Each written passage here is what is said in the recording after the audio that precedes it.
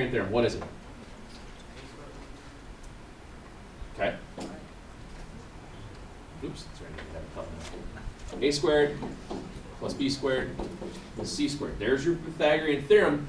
But where does that come from? What kind of a triangle does that have to be? A right triangle. It has to be a right triangle. Very good. This only works for right triangles. And you guys know that. You've seen Pythagorean theorem for a long, long time ago. Yeah. Now, when you're talking about the sides of a right triangle, what is one side that you know for certain is always there? The long side. The long side. What's that long side called? The hypotenuse. Good. So this is always called the hypotenuse. Hypotenuse. You'll see it. That'll probably be the only time that I ever write out the full word hypotenuse. It's going to be hypo from here on out. Bless you. The other two sides are called legs. It does not matter which one is which because they both do the same thing. So the one side that you always know, like you guys said, is always the longest side. Now remember, we learned last semester that the longest side length is always across from the largest angle. Well, what's the largest angle you can have in a right triangle? The 90 degrees, the right angle, so that's why it's across from there. So across from this is what we call the value of C, and these are your A's and B's, and they're interchangeable. Okay. So it's the sum of the squares of the legs of a right triangle is equal to the hypotenuse squared. This is kind of the long-winded version of A squared plus B squared, C squared. You're shaking your head like, isn't it nuts? This is nuts. Uh-huh. Uh-huh. Yeah. I'm waiting for that email from someone on that one. So, what we're going to do here a lot with this is what we didn't do before. We're going to be solving for missing side lengths. Figuring out the sides that you have. You're going to figure out distances and stuff like that. Done all this, done all this, done this. So, let's look at find the unknown side length. Let's jump right to the algebra. Excuse me. You want to write something down to be good, start out the semester with good notes? I don't get it.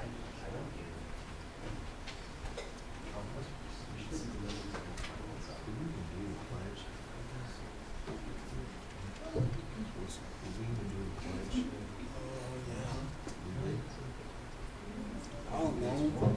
I've never paid attention. I'm not standing for that shit. They just kill me.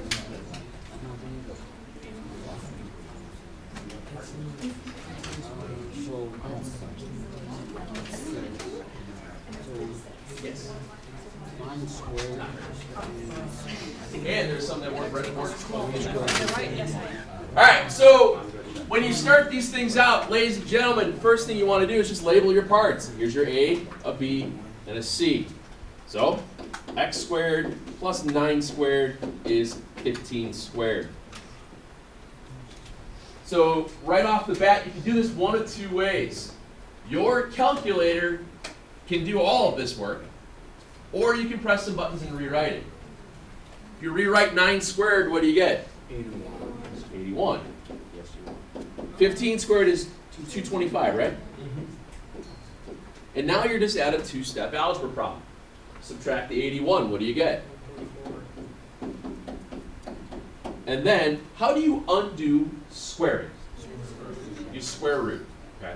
Now, one of the things you might recall from whenever you take a square root over an equal sign, that means technically there are, what you're asking is, what are two numbers that you multiply together that are the same number that gives you 144? 12 and, what's another number that you can multiply together that's the same number? Nope. 1. Negative 12. What's negative 12 times negative 12? 144. Negative 144. So what happens here is you technically have a plus minus 12 for your answer. Remember doing that last year in algebra? Yeah. No. Plus minus is one of the scourges that you guys will always forget. Technically speaking, can I have a negative segment length? No. No. So do I need to worry about the negative in this case? No. No. So my answer really is, in this instance, is just going to be 12. Okay. Now, what will happen, there will be times later on, I know that there's some algebra problems that we use that we get into this, that you could have an x value that's negative, but when you substitute that in, it's not going to give you a negative segment length. Okay? So there are possibilities that a negative x value will work, but remember here we're talking about a segment length. The segment length itself can't be negative. Okay? Very well.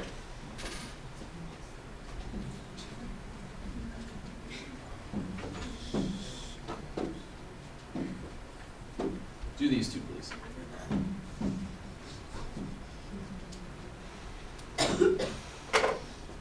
Please.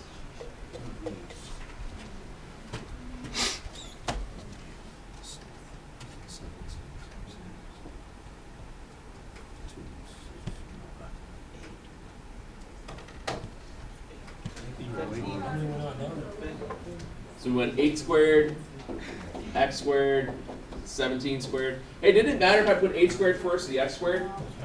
Nope. Yes. Not at all. You wind up with x squared, it's going to equal, what's it, 225? So you got 15. Good. Whoa. And then the other one, let's see, 14? Gee, Mr. Murphy, how did you figure that out in your head? I just remembered the answer. No, it's called a triple.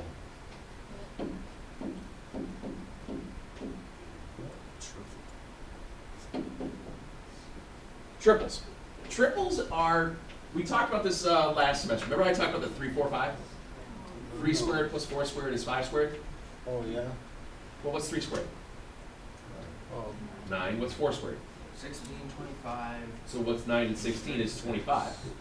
Okay. So then the square root of 25 is 5. So Pythagorean triples are sets of values, the integer values, that always work for Pythagorean theorem.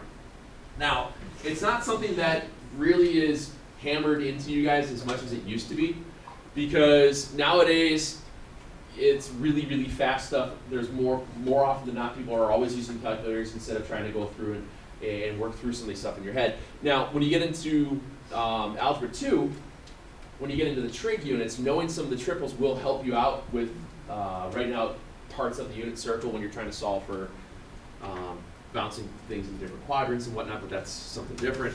But what happens here is that if you take any family, this is a 7, 24, 25 family.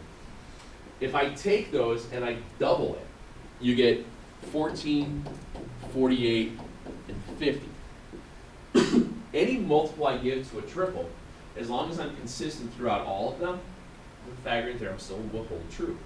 So just like we did before with that 3, 4, 5, if we doubled 3, 4, 5, you'd have 6, 8, and 10. Well, we talked about this. 6 squared is 36. 8 squared is 64. 36 and 64 is 100. Hey, look at that. Isn't that 10 squared? It's little things like that you're able to pick up on. Now, I'll show you guys a few of these, I think, tomorrow, just kind of walking through. But again, it's one of those things that if you recognize it, great. It just makes it quicker. It's faster mental math. But the other thing is that, am I going to take this away from you? No. No.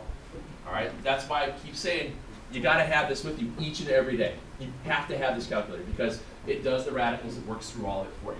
Okay?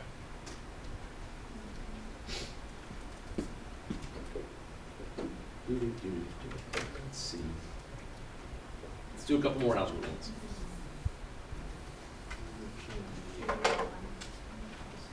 Do you see that all right? no. Yeah.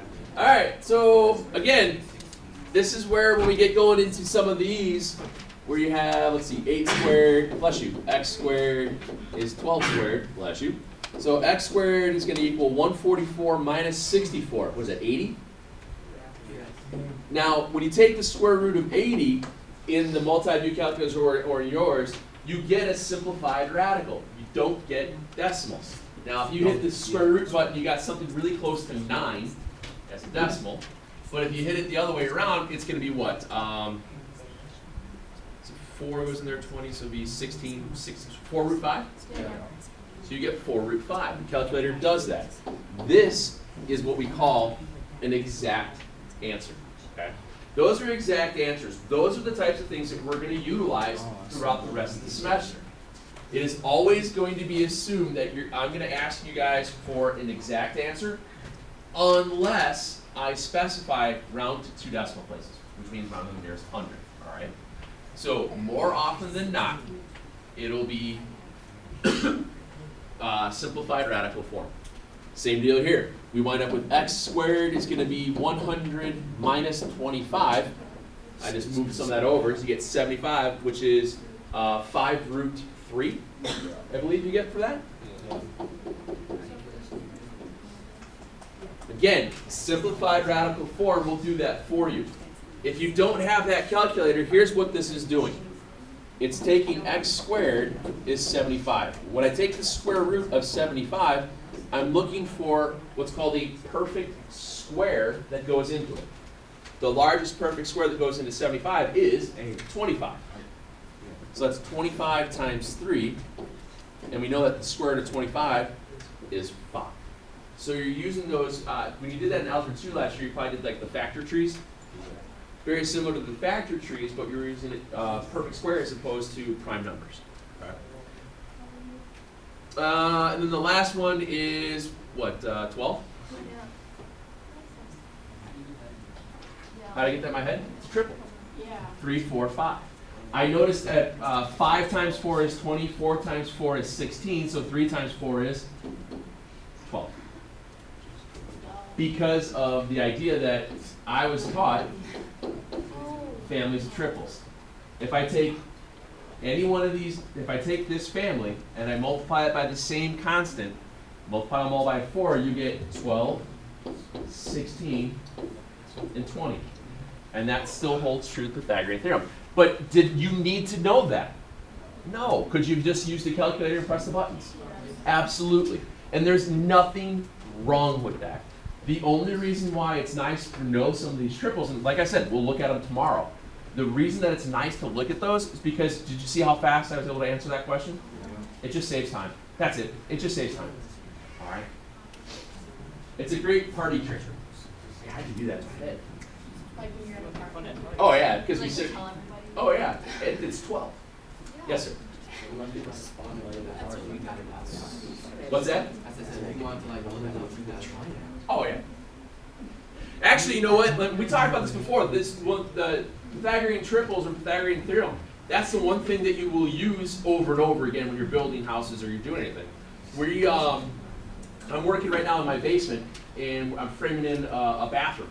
So when I had to move a wall around a little bit to make sure where it works out for the plumbing that's in the concrete. I had to make sure then that my wall was re-squared. So how do you check if something's squared? Well, you use a level, make sure you're plumb to the plumb up and down. But if you're looking at making sure you're square to the wall, because when you put a bathtub in, you don't want to be crooked because then it won't work very well. So what you do is you measure out.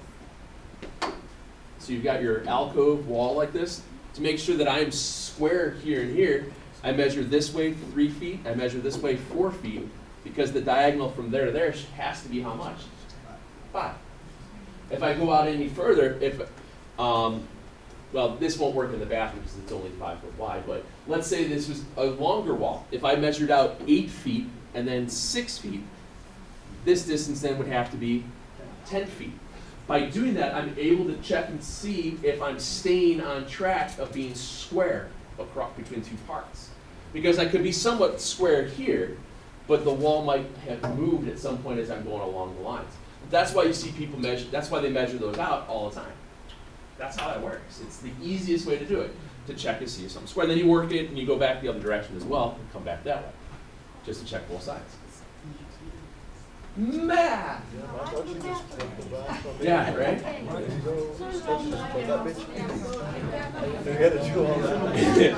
Hey, how do you find the area of a triangle? Based on side divided by 2. Good. So the area of a triangle is 1/2 your base times height, or like Whiskey said, base times height divided by 2. Means the exact same thing. Now, when you're dealing with a right triangle, excuse me, when you're dealing with a right triangle, your base and heights are always the legs. The base and heights of a right triangle are what create the right angle. They're the legs of the triangle, okay? So if you know a leg and a hypotenuse, you can find the areas by doing one step to get the Pythagorean theorem, and then use the area formula. So it's just another offshoot of something that you've probably done in the past, but it's adding that one extra step, okay? It's adding that one extra step. For example, if I have a leg of 10, a hypotenuse of 24, and I want to find the area of that triangle, I can't take 1/2 times 10 times 24 because the 24 isn't the other leg. I have to find that other leg first. So we use Pythagorean theorem. Again, just like we did the past, 6 problems or so. We would take 10 squared plus something squared is 24 squared.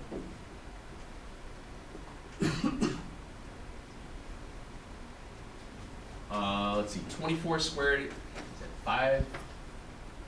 No, is that 576? 576? If I take 576, subtract 100, I get x squared is 476, correct? What's the square root of that? What does it give you? 2 and root 119? Yeah. Okay. So that means that my other side length is 2 root 119. Now I have my base and my height. You all right? You look like in amazement there for a second. Do you understand where I got this, right? All right. No. Pythagorean theorem. Try to find this side. Okay. Now, area. Yep. Remember, the area of that triangle is half your base and height. Well, it's 10 and 2 root 115.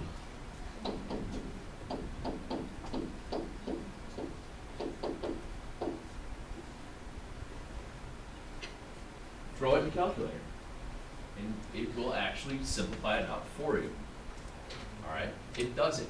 Or how about this? What's half of 2? What's 1 times 10? Your answer is 10 root 119. Something squared, because it's units. Areas and volumes are the one time I'm going to harass you guys to make sure you always label. Easy killer. Remember, your calculator will do that work for you. All you have to be able to do, oh, I don't have multimeter here. All you have to do is quite literally type in 1/2 times 10 times 2 root 119 and hit enter. And it does it for you. It keeps the radical there. That calculator won't. Okay, that won't. Now here's the thing though. If you know a little something about square roots, if you multiply everything out in front of the square root, take care of that first, then just put the root on at the end. Okay? So just take half of 10 times 2. What's half of 10? What's 5 times 2? 10. Works the same way. Okay? Multiplication's commutative. You can multiply them out any way you want. Okay? You can multiply them out any way you want. Let's try another one.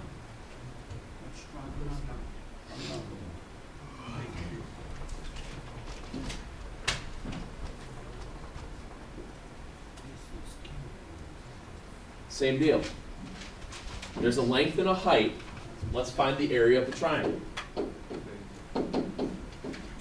Remember, we have a squared plus b squared is c squared. And the area of a triangle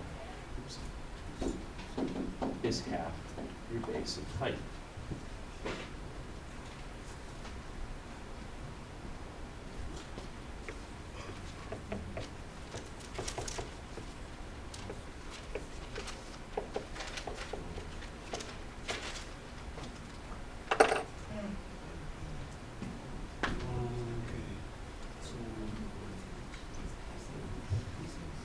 It said the instructions. That was the hypotenuse. Yeah, I snapped it out. Sorry. Yeah, the h here did say in the actual instructions for what I cut this out of, said the h. This was a leg. The h stood for a hypotenuse. Oh. Yeah, because you're right. Because you think that could be a height. Yeah, I see what you're saying.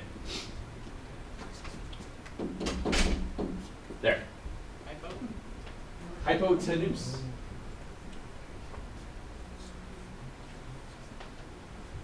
So just like we did earlier. 14 squared plus something squared is 50 squared. Hey, we did this problem earlier. We did. We were given the 48 and the 50. We found the 14. Now we have a 14 and a 50. We now have a 48. So our triangle is a 14 and a 48. So you take 1/2 of 14 and 48.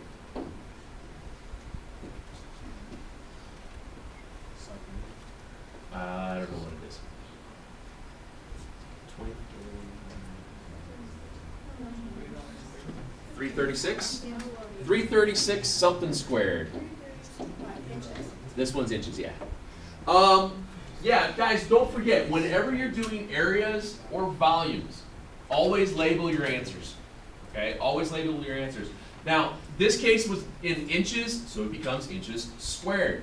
If by chance you just write this, is it the end of the world? Yes. Do you know what that stands for? Units. Units, good. Let's say you get through this whole problem, you forget whether it was in centimeters, inches, miles, whatever. If you write units squared, am I going to be happy? Yes, because you actually labeled it. Okay. It's not the end of the world if it's not the specific inches or whatever, but if you always remember to write units squared for any area problem, you'll be okay. I'm all right with that. What if we actually did it on a test? What, unit squared? Yeah. That's fine. It's totally fine. And the idea here is that this is the only time that most people are very specific when it comes to labeling areas and volumes. I know that sometimes people get pretty specific about length and all that, but usually it's just areas and volumes that we really push it on you guys. So anytime you have an area, just make sure it's something square. And when we get volumes, we'll do something cute. Yeah. Mr. Jenkins really does. Excuse me. All right. Then you also get to draw pictures. Oh, well. Yeah, I know. A 20-foot ladder. Put one of these lights out so you can see it better. A 20-foot ladder is resting against the side of a house. What's that?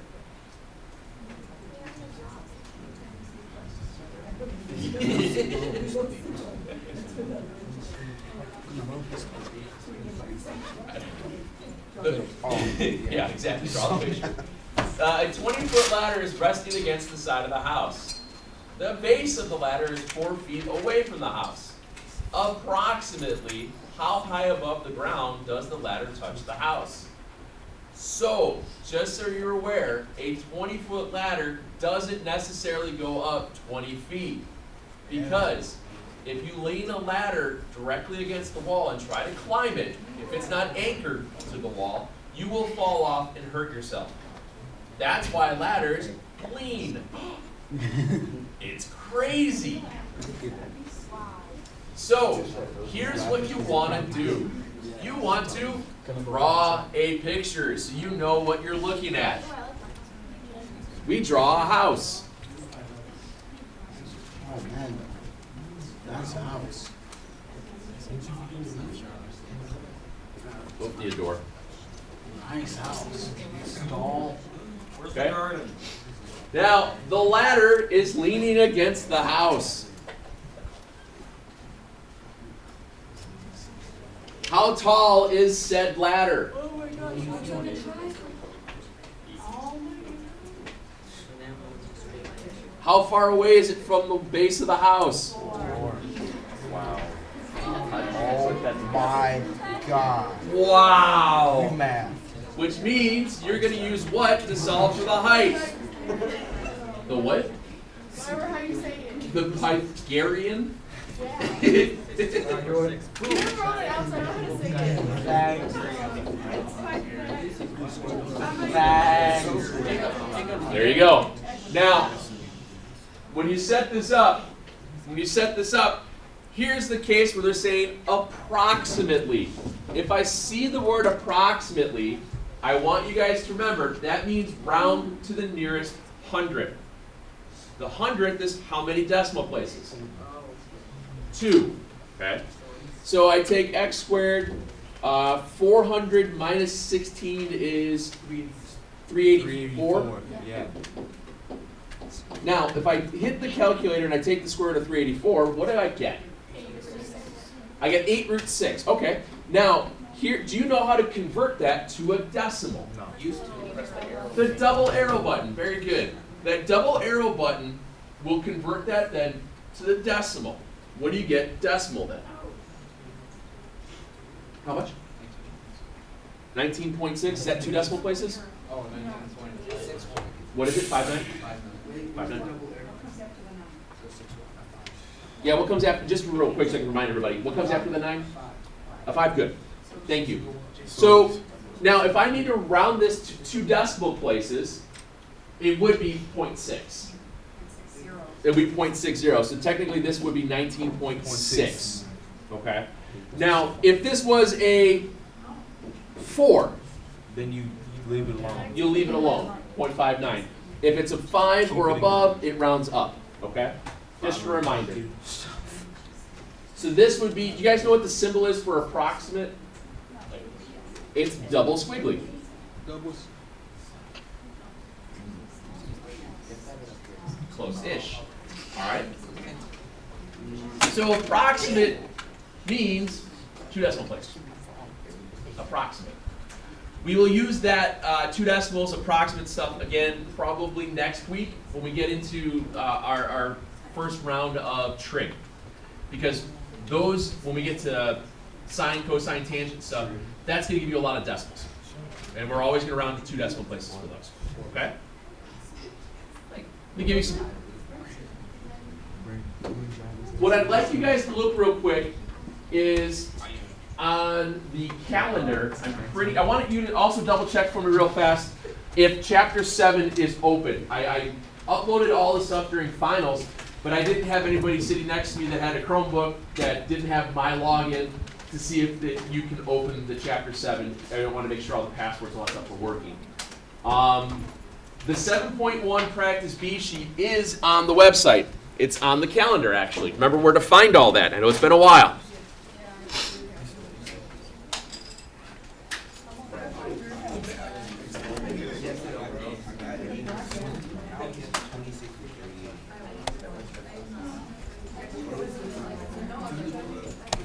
Apparently I need to relog myself. 2 Cubs at the White House yesterday. That was a really cool, really cool thing. So if I'm on the calendar, there's an attachment right there. Can you guys open that? No. Did it work? Okay, I just want to make sure it worked. So I have you guys working on this one. The problem numbers were what? 2 through 12 even, and then 26 through 38 all. Okay?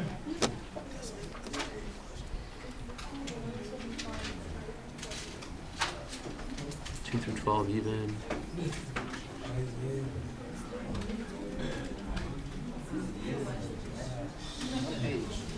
It's that worksheet. It's just that worksheet. So the pictures are all there. It's that worksheet itself is a little bit easier to start with than anything in the book. And we'll mix things back and forth through the book. For those of you guys that have the Chromebook open, would you click on the tab for the Chapter 7 stuff? I want to make sure that works as well, if you don't mind.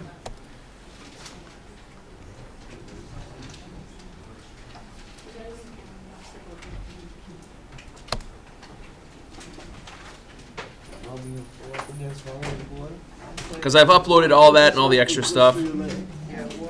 What's not? Shh.